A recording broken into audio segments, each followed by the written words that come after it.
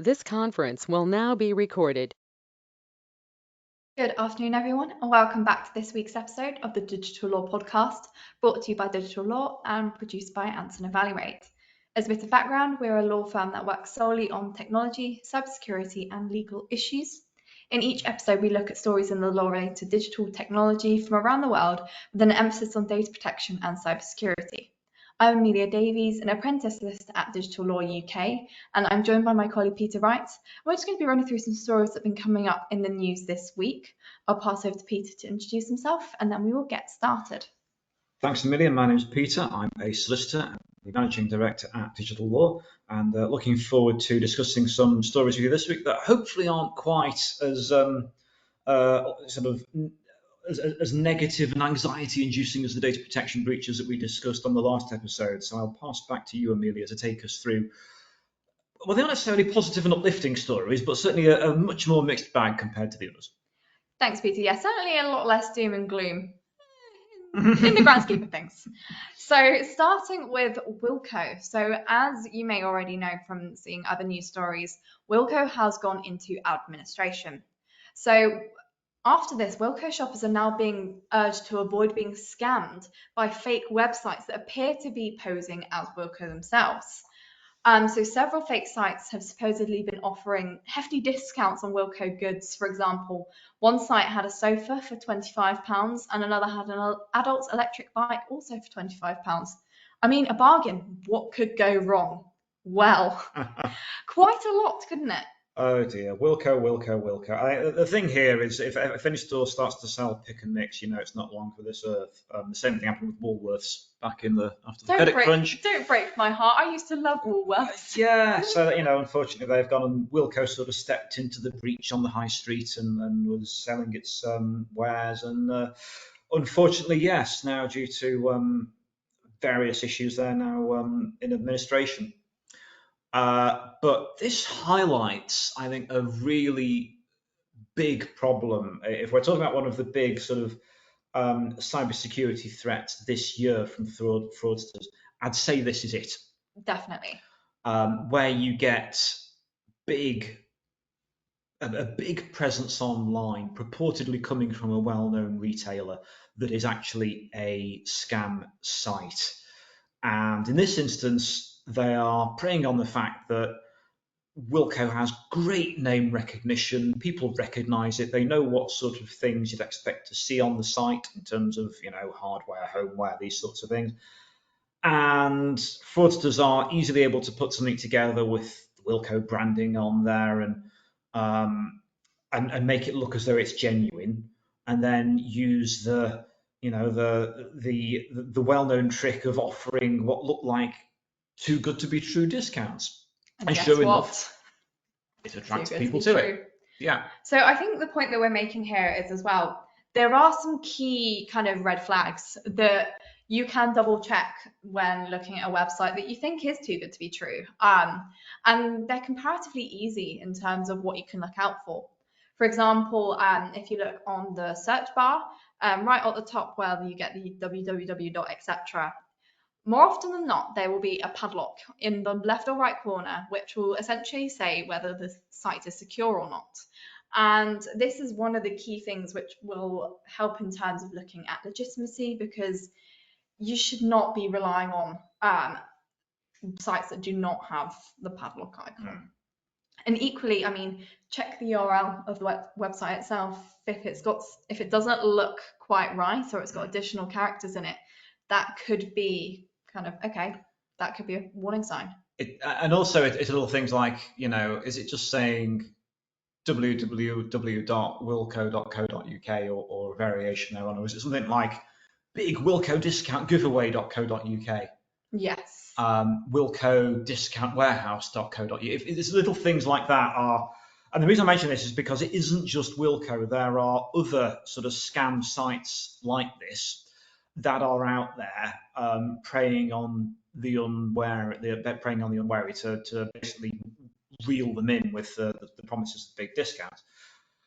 With this, of course, they're riding the wave of public recognition because everyone is aware of the fact, sadly, that Wilco has gone into administration, which is very, very sad. So it's in the business pages, it's in the news regularly, and people know that it's there, it's happening. And therefore, if you then suddenly see a promoted post on Facebook that says, "Oh, there is a discount here on Wilco, click through here to see these incredible offers," you're going to think it's genuine, Yeah. and people have no reason to doubt it. And then they think, oh, it's an administration, they've got a sale, they have a physical sale taking place in their stores on the high street. So therefore, when you suddenly see it discounted online, you think, oh, well, that makes sense. Yes, then they'll have warehouses full of stuff to clear. So why should I doubt that this is the case? So it's then a little sad that the unwary are then caught by these scam sites. That's just the thing. I think the main thing that you need to remember is don't rush and take your time to check that the research and research the website to make sure that it is legitimate before kind of providing any personal information or in fact making any sort of transactions, because like we've already been through, there are some fairly simple bits and pieces that you can do to just check that the website is all that it says it is. And more often than not, if it is too good to be true, probably is. Yeah, exactly. And the best that will happen is that you will spend your money and you'll receive a low grade, poor, really bad product that simply doesn't, in a very physical sense, sort of hold water if you were getting a washing up bowl. Something like that, it just simply wouldn't do what you would need it to do. Or, if it's an item of clothing, it will fall apart the first time you wash it. All those sorts of things are what you'd expect to happen. That's the good outcome. The bad outcome is you simply pay your money and you receive nothing. The even worse outcome is that you think you're paying £25 for a great value sofa, and in fact they then proceed to take £2,500 out of your account. So there's a range of fairly awful things that can happen if you go onto some of these scam sites. And like I say, it's not just Wilco. So I've seen a range of different scam sites out there that purport to be, brands and retailers that you're very familiar with logos that would look familiar, and you think, oh, well, this must be the genuine site because it has the logo on there, and oh, these are very good prices. And that's that's generally the giveaway, because guess what? In this current climate, you can't give stuff away at the prices that some of these scam sites purport to do. But unfortunately, it means that whenever you see, in particular, when you go onto something like Facebook, Instagram, Threads, whatever they're calling Twitter this week, you may see promoted content or content that is popular and think, oh, that looks good, and click on it. And that's the sort of stuff that unfortunately is likely to be the scam. So you could always have your scam sites out there. The difference now is that they're actively pushing and promoting this stuff to the unwary, and then the more that people see it and click on it, the more likely it is to be a problem. If you end up ever going and buy, at the moment, if you are looking to make a purchase online from a site that you haven't seen, used, and trusted before, I would do a quick check to make sure, and basically take the URL, cut and paste it into Google, and put, is that URL a scam? ? And if people have been scammed before, they will already have put up notes on Reddit or elsewhere saying, please be aware of this, it's a scam, don't touch it. But unfortunately, it means you have to be quite cynical about any offers and promotions that you may see online. But unfortunately, that's probably the best way. Thanks, Peter. So moving on to our next story, we are looking at Amazon. So Amazon has been accused of sexism after its Alexa voice assistant was unable to respond to a question about the Lionesses' semi-final victory at the Women's World Cup. So this is fairly interesting here, because Peter and I were only just discussing the fact that I have an Alexa, and very often it does not respond to my voice. And as the patient person I am, I would shout at it, and still I would not get a response. However, my partner, he will say what he needs to say to it, and instantly the response is there. So I mean, potentially, have we got a bit of sexism going on here? It wouldn't surprise me at all. My wife has the same problem. I very often just say, oh, it's because you're American. But more than likely, that would then suggest that 50% of the US market is having the same problem. but the issue here is that these systems really have probably been designed, built, and trained by people feeding data in, that's largely related to, if you've got male engineers designing stuff and male developers, very often they're then going to feed in information that they would take as being the information that the majority of searches would relate to. So therefore, it's not going to clock the fact that there's been the Women's World Cup this month. If you start asking it a question, for example, about the 100 in cricket, which is the limited overs competition domestically here in England, there are male and female teams playing, and each fixture, both teams end up playing. So if it's Oval Invincibles versus Manchester Originals, it'll be Oval Invincibles women versus Manchester Originals women, and then the men play afterwards, the same fixture. Great in terms of equality, but will your Alexa pick up on that if you end up asking a question? When does the game start tonight? Would it tell you about both fixtures? I have a funny feeling I think it probably wouldn't. But that's indicative of the fact that it's a tool that is only as good as the data that's been fed into it and the way it's been built. I mean, while we're looking at specifically Amazon and Alexa here, that is the basis of the story, the fact that AI can be biased. And actually it is anything that the AI is taught. And if it does have that bias, it can be carried through to other things. So in this case, the Alexa, but there are plenty of other ways that AI can carry forward biases. And this has been the problem when, in fact, a few years ago, they were doing some machine learning work using to see if they could use technology to help with applications for bail in the court system in one of the US states. So they built this system, and of course they then fed in all the previous decisions. So of course those previous decisions contained all those judges involved in those decisions. It contained all of their biases, and therefore all the AI did was perpetuate those biases. So depending on what crime you've been arrested for, the postcode where you lived, where the crime had been committed, whether you were in a particular minority of any sort, it would take all of these things and spew out the same decision that a potentially biased judge would have had. So unfortunately, the AI had the same prejudices in it that the human judges did. When of course, ideally, you wouldn't want your AI that's delivering these sort of bulk decisions to have those. So it just shows that these systems are only as good as the data that we put in front of them. Thanks, Peter. So that was just kind of a quick overview there, but we will certainly be touching more on AI stories as it continues to develop, because it is still fairly new thing in terms of technology, and specifically then in terms of regulation, and how potentially is regulation going to affect the biases that we are seeing and have experienced. Yes, the attempts at regulation, or the lack thereof, or heavy-handed regulation, I think will be the big story of the coming year, where we're going to see some people rushing to put things in place, and then we'll see if they work or not. Thanks, Peter. So moving on to our next story, and I believe we promised an X/Twitter/ whatever it's called this week story last week in the news as a little bit more of a light-hearted approach, and well, here we have it. So over the weekend, word spread about a problem affecting old tweets, and essentially this was narrowed down to anything posted before December 2014, either with an image or a link that had been shortened by Twitter. And there was a massive problem with these. Essentially, you just couldn't find anything. The image potentially was missing, or the link was missing. Specifically, Ellen DeGeneres' selfie from the Oscars took the crown as the most retweeted ever, but was missing an image.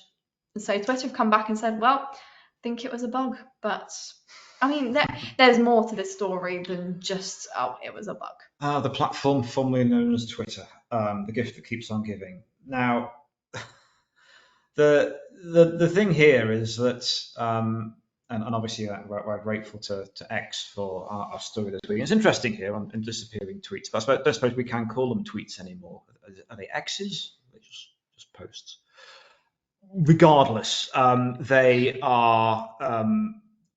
Why is this important? Well, an awful lot of these platforms, be they X or Facebook or Instagram, they almost become the tool that the average internet user will then use to sort of index their experience online. If you've seen a particular video that you want to show someone that you know was shared by someone on your Instagram, you're then just going to go, if you're saying, oh, take a look at this, you're just going to open Instagram and show it to them in person, or you'll take the link and you'll send it to them via a instant messenger. You might send it via WhatsApp or Instagram messages or Messenger, whatever you use. You'd end up still sort of indexing your experience of that content through the platform that you found it on, rather than, for example, just doing a straightforward Google search, because it would take longer to find it.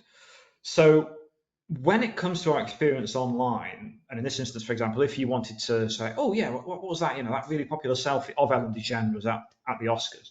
Your quickest way to find that would be, oh, I'll find that on Twitter because that's where I found it last time. And then suddenly, if it's not there, you think, this is actually a key element in the reduction of the functionality that I have relied on this platform for, which is the reason why I've stayed on it. And that has been one of X's, I think, advantages in recent weeks when they've faced competition from something like Threads, when a user will go, well, Threads is all well and good, but I've got all of this previous content, all of my tens of thousands of previous tweets and all of the other tweets that have been sent are here for me on X, therefore, that's why I'm going to stay.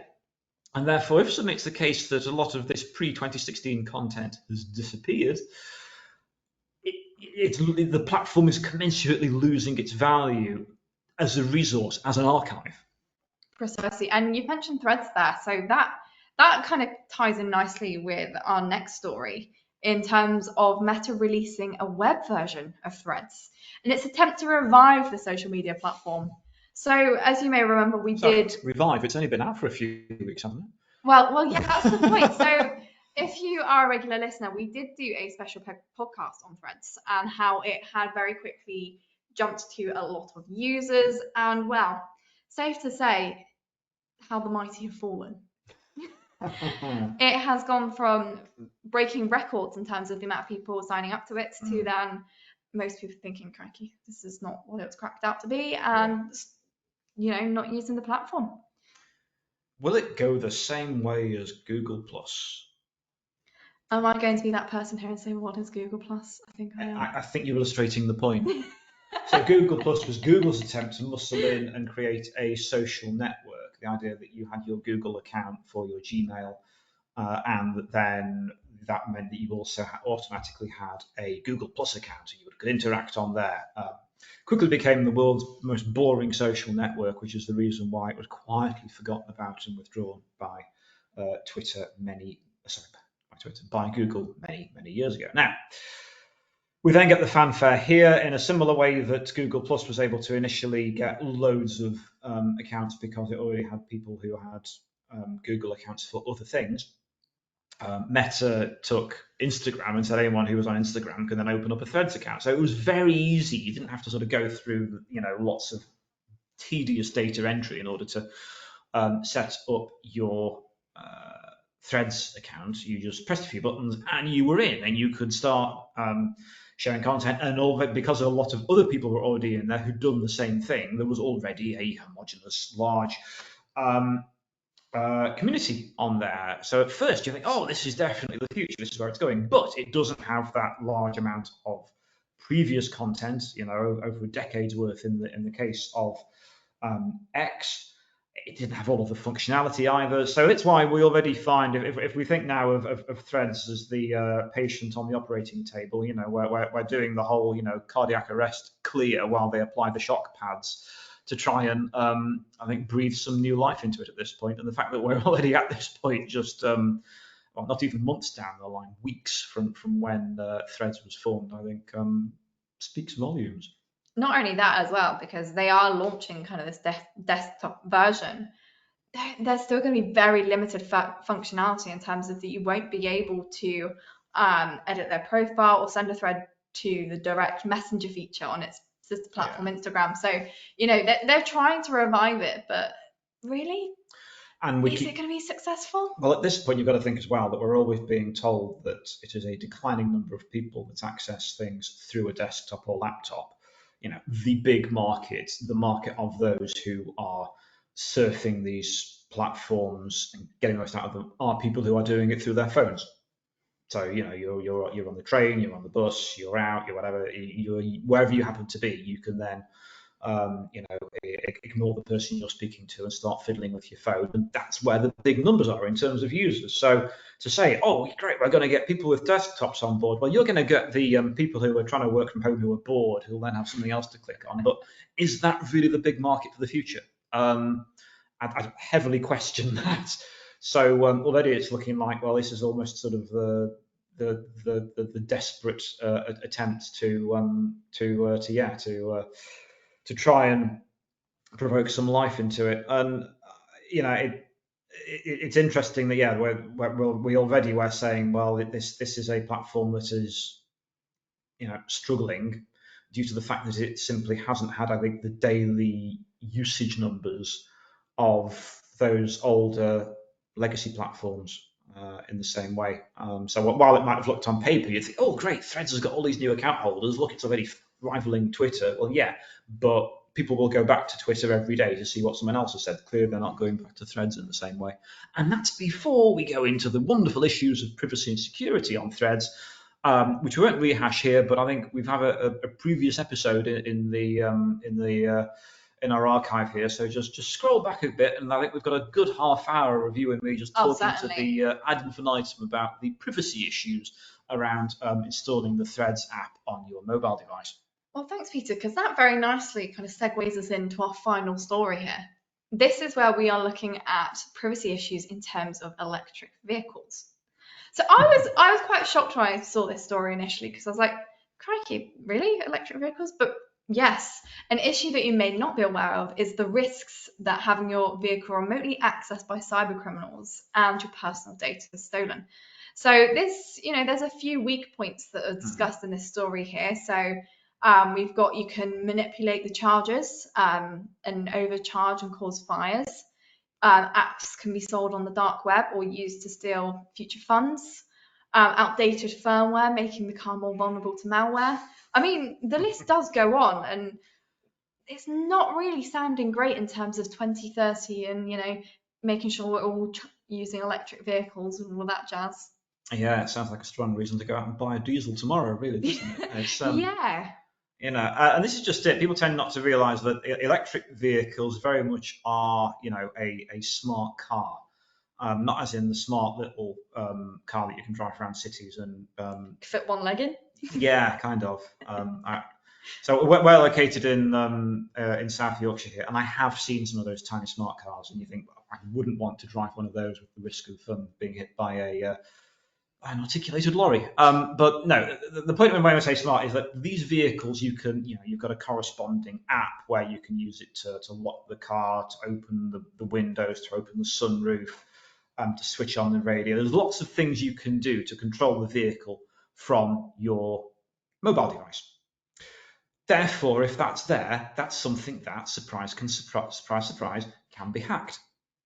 We've then got the fact that the things do have to be connected to the national grid roughly every evening or so, or certainly every 115 miles, whatever, because the range on these isn't particularly great either. So you're always going to be plugging it into the mains. Now, just because you're connecting something to and in this instance you're going to be connecting it to a charger, just because electricity runs one way, information from your car is then going to run the other way.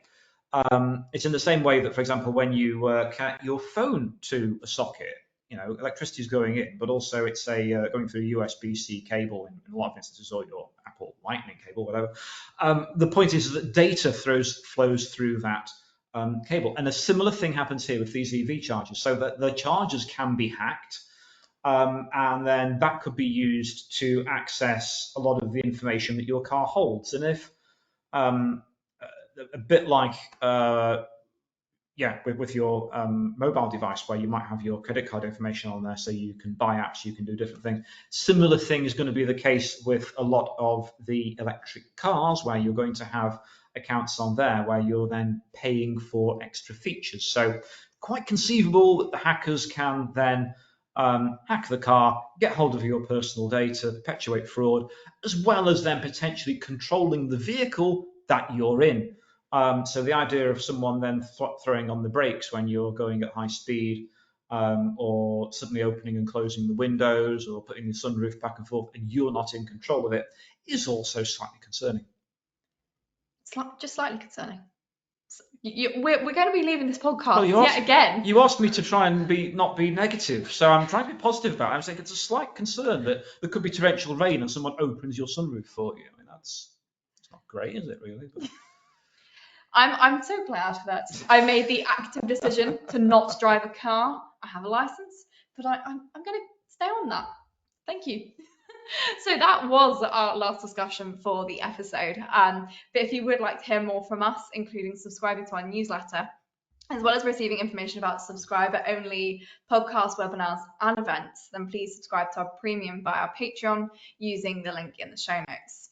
A big thank you to Anson Evaluate for helping to produce this podcast. And if you'd like to produce your own podcast or webinar, or you'd be interested to hear more about Anson Evaluate services, please take a look at their website that you can find at www.ansonevaluate.com. Just a reminder, these episodes are available on our website, our YouTube channel, and podcast channels as well, such as Spotify, Apple Music, Amazon, and Google Podcasts. And please feel free to leave us a review. If you do have any questions about anything that we've talked about today, please email us at admin@digitallawuk.com. Thank you for listening, and we hope to see you again next week.